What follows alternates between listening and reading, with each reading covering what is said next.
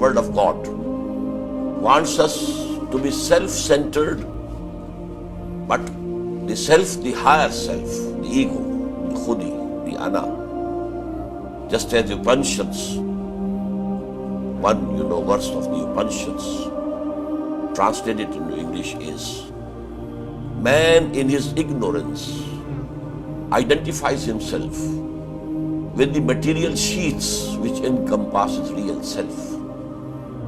So this is the ignorance of man, that he thinks that this is myself, this body and its needs and its pleasures.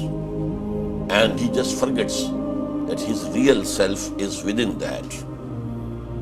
This is actually what the Quran has said. وَلَا تَكُونُوا كَالَّذِينَ نَسُوا اللَّهَ فَأَنْسَاهُمْ أَنفُسَهُمْ أُولَٰئِكَ هُمُ الْفَاسِقُونَ. Don't become like those who forgot Allah. So Allah made them forgetful of their own selves.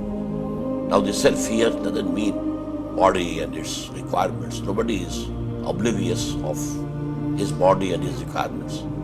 But the inner self, the khudi, which according to the Quran is the ruh, and the spirit has a direct contact with God.